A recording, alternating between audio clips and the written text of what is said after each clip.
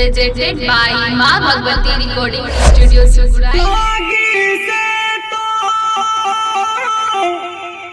टूटी अच्छी हो इन बेकदरों की यारी, हाय भला हुआ संग जल्दी छूटा, ओ मेरी उम्र ना बीती।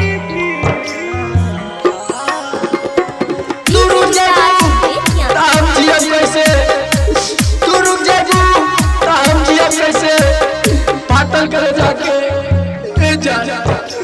सियोम कैसे सिंगिंग बाय विकास राजा। रे पागली रे पागली रे पागली रे पागली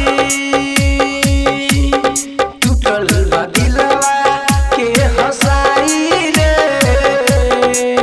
सुन पागली हमार टूटल बा दिलवा के हंसाई रे सुन पागली हमार रे पागली रे पागली रे पागली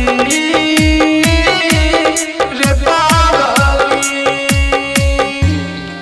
मिक्स बॉय राधा रमन रमन पुदा। डीजे विकास देखिया।